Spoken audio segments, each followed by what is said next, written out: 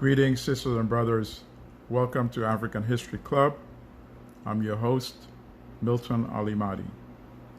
In the last episode, we left off at the point when the Kingdom of Mali, in what was called Western Sudan, was in decline. So today we will remain in West Africa and look at the other kingdoms or political states in that region. But before we get into the details, I want to read quote from two items, and then make a general observation. So let me read from Samuel Baker. Samuel Baker was a 19th century so-called explorer. And I always say so-called explorer, and I'm sure you understand why. It is so arrogant for Europeans to go to Africa and to rename lakes and rivers that had African names and whose existence Africans have known since the beginning of time. So you must forgive me when I always refer to them as so-called explorers. Baker's primary mission, as I said in the first episode, was to map out Africa, the resource locations, in preparation for later on colonial conquest and colonization by his mother country, Britain. So let me read what he wrote in Albert Nyanza, his book, which was published in 1866. England, the great chief of the commercial world, possesses a power that enforces a grave responsibility. She has the force to civilize. She is the natural colonizer of the world. In the short space of 3 centuries, America, sprung from her loins, has become a giant offspring, a new era in the history of the human race, a new birth whose future must be overwhelming. And then Baker goes on to say that England's duty now was to, quote, wrest from utter savagedom those mighty tracts of the earth's surface wasted from the creation of the world, a darkness to be enlightened by English colonization. Let me read one more part from what he wrote. Quote, the savage must learn to want, he must learn to be ambitious, and to covet more than the mere animal necessities of food and drink. This can only be taught by communication with civilized beings. The sight of men well clothed will induce the naked savage to covet clothing and will be the first step towards commerce. To obtain the supply, the savage must produce some articles in return as a medium of barter, some natural production of his country, adapted to the trader's wants, end quote. Okay, so that's the first item I read. I now want to read from a New York Times editorial, also describing Africa, even though it's clear the editorial writer never set foot in Africa. Okay, so this is the New York Times, July 1st, 1877. The editorial claimed that Africans were, quote, arrested at a position not so much between heaven and earth as between earth and hell. And this is supposedly because of their intellectual inferiority. And then the editorial also goes on to say, quote, there is an old touch, a tertiary or pre-tertiary touch about them, affiliating them with the ancient hippopotamus and the crocodile. But there's also a touch of a sensitiveness and an affection as keen as any to which the more civilized races have attained. This has exposed them to a torture which the crocodile and the hippopotamus do not know, but it has been insufficient to elevate them to a platform of order and happiness, end quote. So this is the New York Times describing Africans, right? And now, why am I reading all this now? Because I want to contrast this with what actually obtained, what actually existed at that period in Africa. And we're going to look at the Western Sahara, as I said, the Western Sudan, I'm sorry. All right, so before we get into the details, let me read this quote by the late historian John Henrik Clarke. And Clarke, Henrik is spelled Henrik, and Clarke is spelled Clarke, and I spell these names to encourage people to look up the work of these historians as well. And this is a quote from John Henrik Clarke. Quote, "Africa has always been and still is the world's richest continent. Africa has always had things other people wanted that they couldn't do without and didn't want to pay for. Therefore, there's always been an excuse to invade Africa." And I could not agree more with Professor John Henrik Clarke. I want to make another general observation. And here I paraphrase Walter Rodney, whose work I also encourage people to look up. You can start with how Europe underdeveloped Africa, but he also has some very interesting lectures that are available on YouTube. And one that I recommend in particular is Race and Class in Guyanese Politics. It sounds very parochial and limited to Guyana, but it's not true. We'll be amazed at some of the universal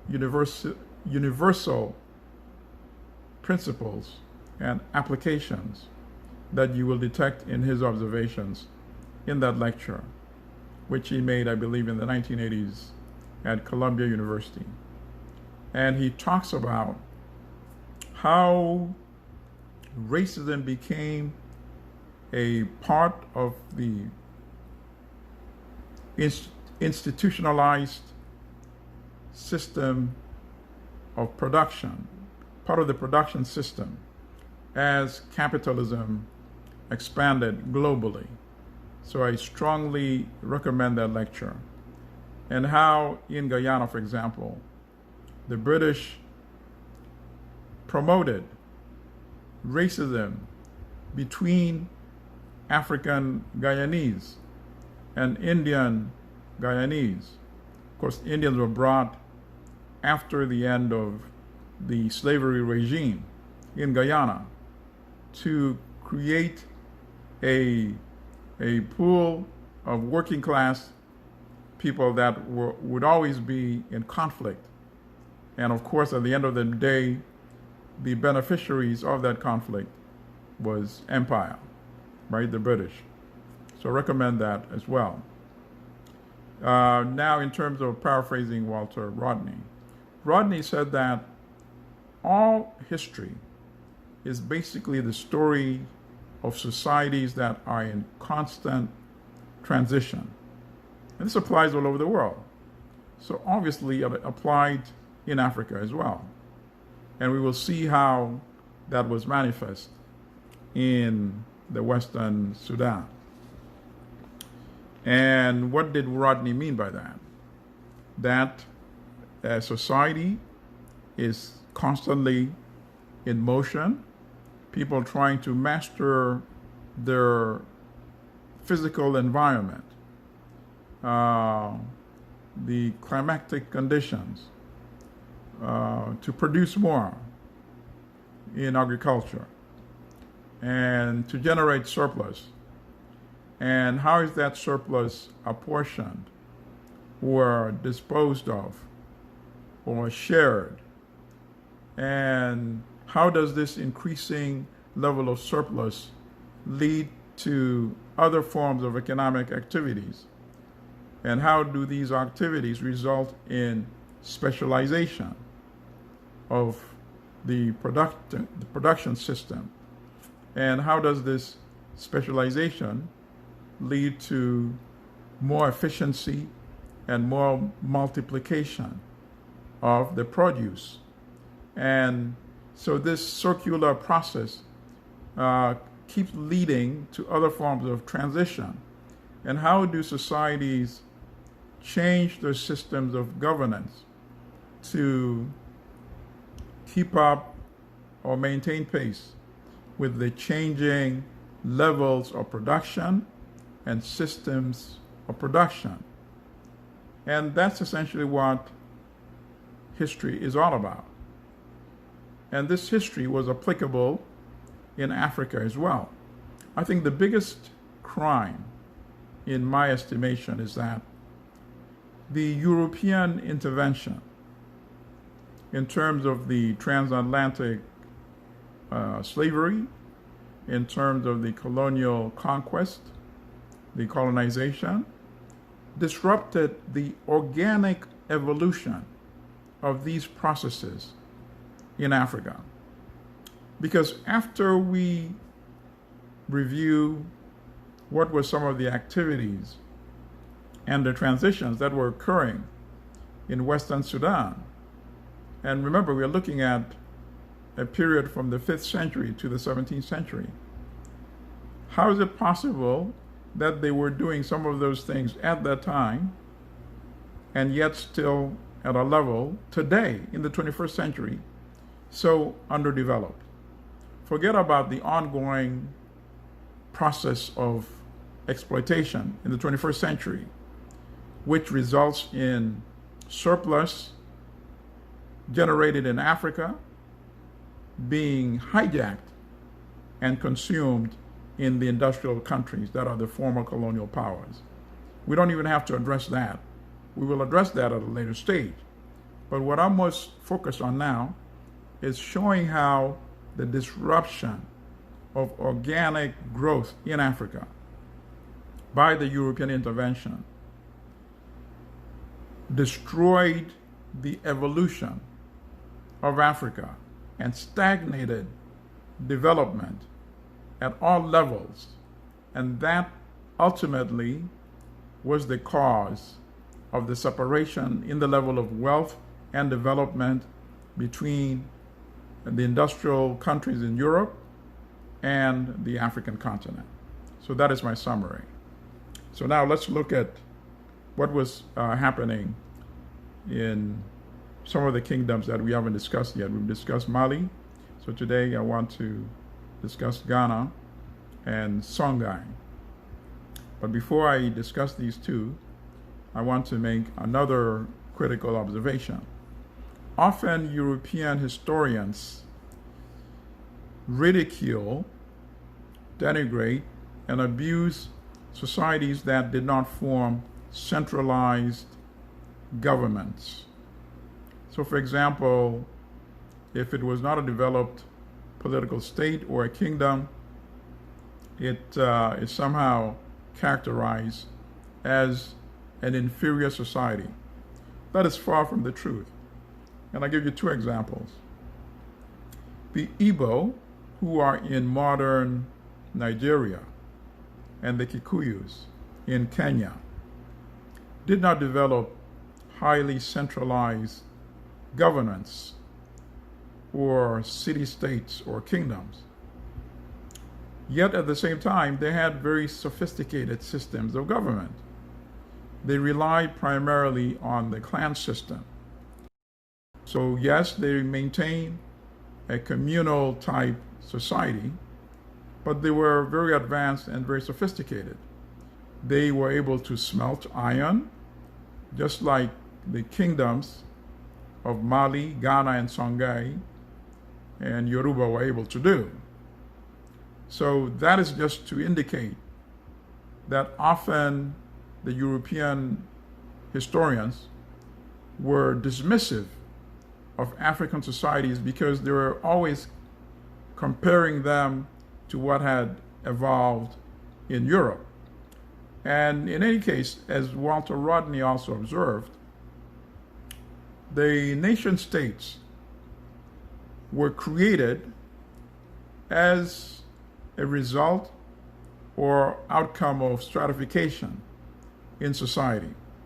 So if that was not occurring, then what would be the need to develop such centralized nation states? So certainly it was not a disadvantage at all for the Igbos or the Kikuyus and many other peoples on the African continent. And I like to say peoples because I avoid using the term tribes. When that is used often by Europeans, it has a negative connotation. It is meant to portray a society that is considered to be backward or inferior. So when I describe Africans, in as much as possible, I was always refer to them Baganda, Acholi, Kikuyu, Yoruba, Hausa, Zulu, and so on and so forth. And I encourage others to do so in as much as possible. So now, why did these states in Western Sudan emerge and become prominent, and how did they gain their power? Primarily because they were able to smelt iron. So that gave them an advantage over other societies in Africa, in the sense that they were able to improve their agricultural implements and produce more from the land, and were able to generate more surplus. And they were also able to use the iron to create armor and to create more resilient and sophisticated weapons. And iron reached the Western Sudan after spreading from Meroe, which is another culture we're going to examine in a future podcast.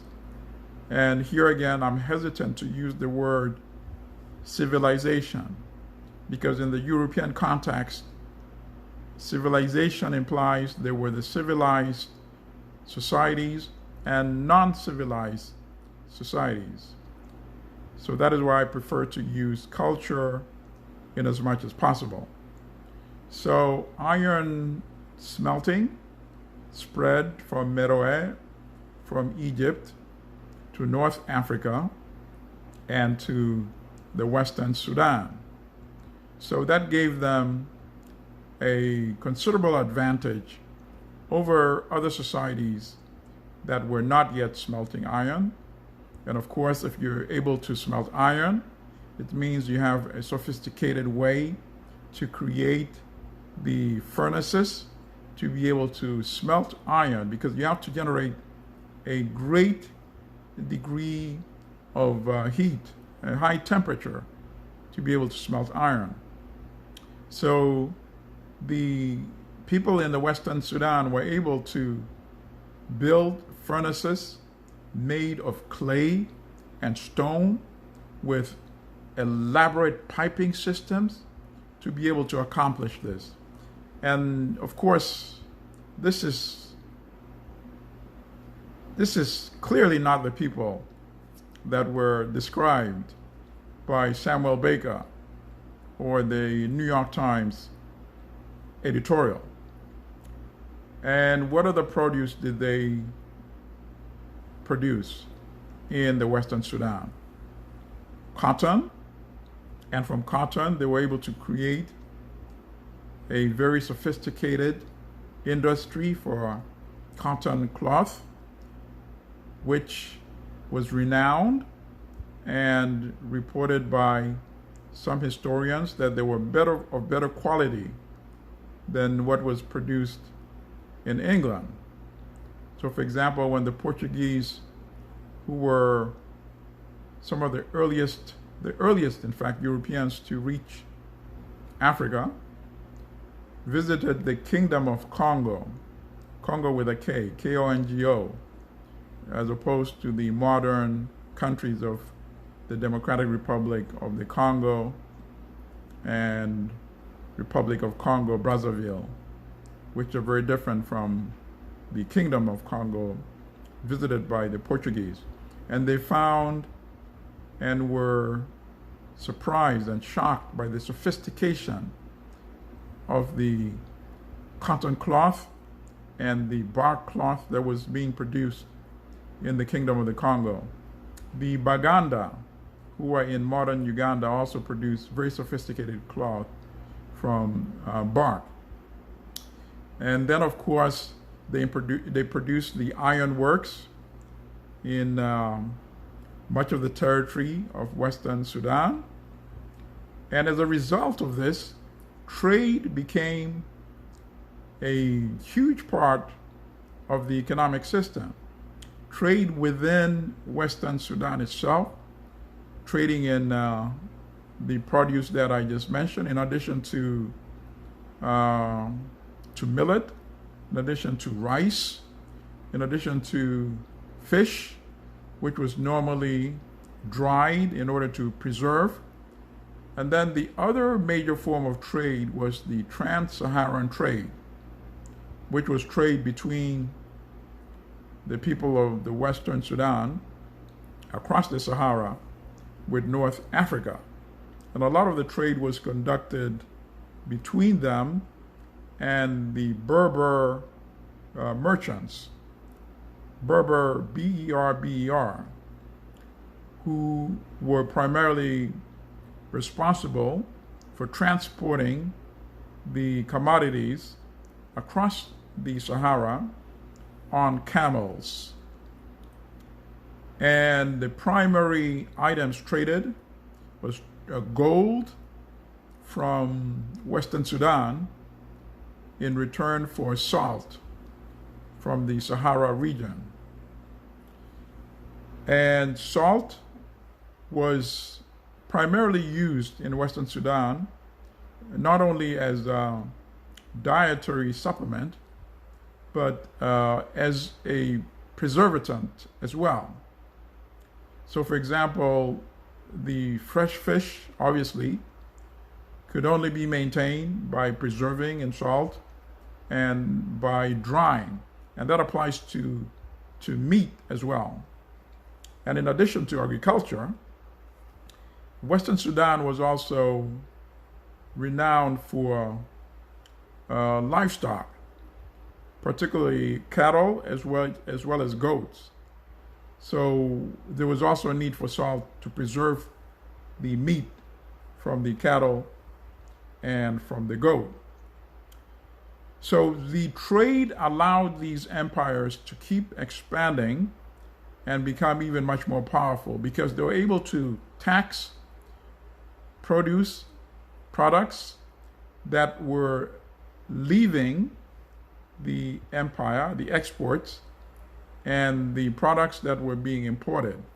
So they were able to tax double or 2 times in coming and outgoing.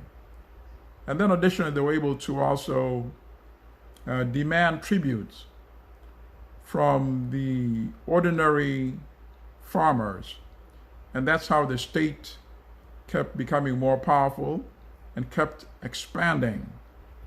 And with the increased economic production and specialization, a guild system also emerged for certain professions. And of course, this is comparable to what was happening in Europe at around the same time. So, for example, you had a guild for glass production and glass beads production. You had guilds for the ironworks as well. And I'll also explain the guilds for the bronze work when I get into a discussion of the Yoruba kingdom. But before I go into the Yoruba kingdom, I want to make another observation and read another quote. And that is, as these kingdoms expanded, militarism and military conquest also became a big part of this evolution, meaning they engaged in warfare, wars of conquest, and they also took captives from the people that they defeated. And what happened to these captives? These captives became soldiers in the armies of the captors, or they were placed into servitude, working in agriculture. And they were also traded to the North Africans, to the Arabs in North Africa. And that, of course, is the trade in enslaved Africans that occurred before the transatlantic trade in enslaved Africans.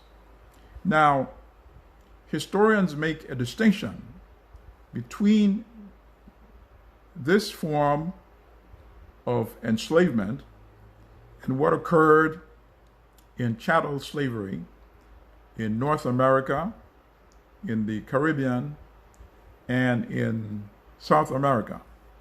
And that is why I want to read from Basil Davidson's The African Slave Trade. And Basil is spelled B-A-S-I-L. Davidson is D-A-V-I-D-S-O-N. The late Davidson was a British historian. So let me read from his book when he describes this form of enslavement. What was true of southern Nigeria was true of other forest peoples. In Ashanti, or Ashanti, Rattray found, quote, a slave might marry, own property, himself own a slave, swear an oath, be a competent witness, and ultimately become heir to his master. Such, briefly, were the rights of an Ashanti slave. They seemed, in many cases, practically the ordinary privileges of an Ashanti freeman. An Ashanti slave, in 9 cases out of 10, possibly became an adopted member of the family. And in time, his descendants so merged and intermarried with the owner's kinsmen that only a few would know their origin. Captives, that is to say, became vassals. Vassals became freemen. Freemen became chiefs. Set this highly mobile social order alongside the slave system of the North American states, and the vital and enormous differences becomes immediately clear. There, the slaves were entirely a class apart, labeled by their color, doomed to accept an absolute servitude. In Tannenbaum's words, quote, the mere fact of being a Negro was presumptive of a slave status, end quote. And slave status was forever. So this is from Davidson's book, and I will devote an entire future podcast just on discussing enslavement. And of course, I will combine that when we get to the part about the transatlantic slave trade as well. But all along, in subsequent podcasts, even before I get to that specific one, I will also discuss enslavement, because soon we are going to be looking at East Africa, and there we will also discuss the so-called Arab slave trade or the Indian Ocean slave trade. So now I move to Yoruba. The Yoruba state or kingdom traces its history to a much earlier period, but the period that we are looking at is primarily around the 9th to the 12th century, when the sophisticated sculptures emerged, the Yoruba sculpture and the Benin sculpture. The Yoruba have a very interesting creation origin story. They believe that it was Oduduwa, O-D-U-D-U-W-U, Oduduwa, who created the earth and whose sons and grandsons then dispersed to populate other parts of the earth. And one of the important, perhaps most important empire, city-states that emerged was Oyo, O-Y-O. Oyo became even much more important militarily, politically, and economically than Ife. Ife is where the Yoruba state or nation emerged with Oduduwa. But Oyo became much more important when it came to the military, political, and economic. While Ife remained of paramount importance when it came to spirituality. And Yoruba spirituality has spread into the Americas, of course. It's big in Brazil amongst Afro-Brazilians. And Yoruba culture also influenced the Edo speaking people and Benin. And Yoruba culture and Benin culture. Benin is B-E-N-I-N. Yoruba is Y-O-R-U-B-A. If you have not seen Yoruba sculpture or Benin sculpture, I implore you to go online.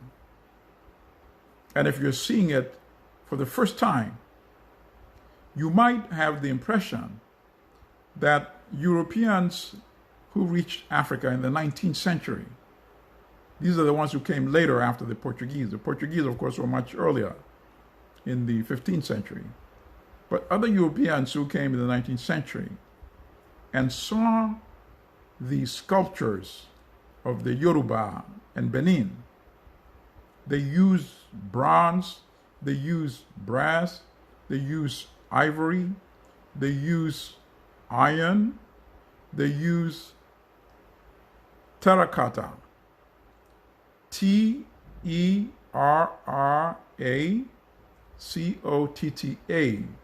which is a form of red clay, to produce the wall plaques or the heads. They are breathtaking sculptures. So what did the Europeans who came in the 19th century say? They could not believe that these were the creations of Africans. And they attributed it to the Greek. They said, well, the Greek must have reached Yoruba land at some point at an earlier date that nobody was aware of.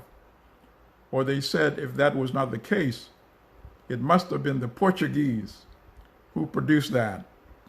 Now, obviously, you would imagine that the Portuguese would produce similar art back in Portugal, right? For this to be true. So why is this important? This is important because a people who are able to smelt iron, a people who are able to produce this spectacular form of sophisticated art and sculpture with its spiritual connotations, which you will get to see when you go online and observe some of these works, are certainly not the people described by Samuel Baker, certainly not the people described in the New York Times editorial. So part of the guild system that emerged was also for the sculpture of this magnificent works in bronze or in brass and the other materials that I mentioned. And the guild system, of course, indicates a level of evolution to an even higher stage. And this is why I say the biggest crime was the disruption of this process that was occurring in Africa and was hijacked and was undermined and was destroyed by the intervention of European imperialism. So I think we've discovered most of the topics that I wanted to go over in terms of West Africa. And as I said, we will be moving to East Africa, away from West Africa, next week in episode 3, when we visit the political states and the kingdoms in East Africa. I'm quickly reviewing some of my notes to see that I did not leave anything out that I wanted to touch upon today. I guess the most important thing that I would like to say is that we find that in West Africa, there was a sophisticated production system, even smelting iron, moving toward manufacturers.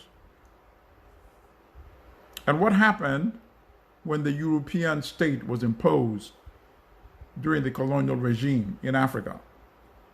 The trading pattern was completely disrupted and destroyed, because now the trade was tied like an umbilical cord to the so-called mother country, the metropolis, meaning that all the produce that Europe found of use from Africa was now shipped to that colonial power, regardless of what Africans themselves wanted. They did not have a choice in whom they wanted to trade with in order to gain the maximum benefits of trading by choice. It was no longer trade. It was hijacking the surplus to the colonial powers, and Africans became consumers, a monopolized market, exclusive market of those same colonial powers. So I wanted to make that point before closing. And of course, demonization of Africans became a critical part of the process to condition Europe and later the Americas to the enslavement of Africans, and at a later stage to the colonization of Africans. So, in closing, I recommend Albert Nyanza, the 1866 book by Samuel Baker. I recommend How Europe Underdeveloped Africa. We went through that in the first episode as well. And as I said, please also check out some of his lectures on YouTube, including Race and Class in Guyanese Politics. I also recommend The African Slave Trade by Basil Davidson. I also recommend Things Fall Apart, which is a phenomenal novel by the late Nigerian author Chinua Achebe, Chinua. Achebe is Achebe. And in that book, he describes the old Africa as it was collapsing under the onslaught of the European intervention. And I might actually read some passages from that book in a subsequent podcast. For whatever it means, I think it was one of the great crimes that Achebe was not awarded the Nobel Prize in Literature in his lifetime. See you next week, episode number 3. I'm your host, Milton Ali Mahdi. I hope you tell other people about African History Club I thank all of you for your support. Stay well, stay strong, stay Pan-African.